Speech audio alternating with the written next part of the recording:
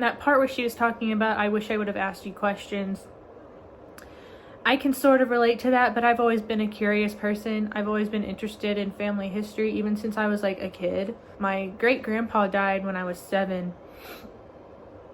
And I would ask my granny questions about him, like, so I wouldn't forget. And then she would tell me, you know, and then his dad's name was Joe, and this person is this person's relative, and then their dad is this. And so I kept all that like in the back of my head, and like somehow retained all of it after all this time.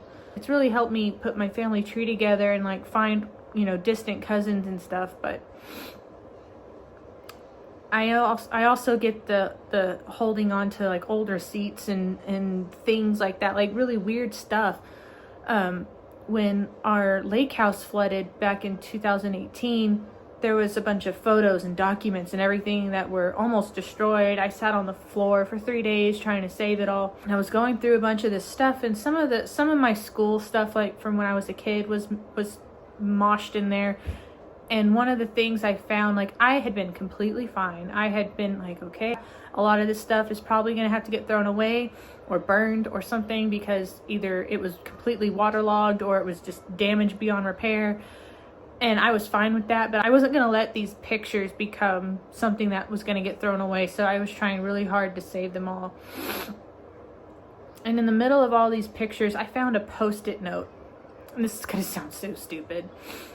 I found a Post-it note that I had written on when I was like 5 or 6, and it said, "I love you." And it was like in, you know, child handwriting. Like I could see what it said, but it was really, really choppy and just really whoosh.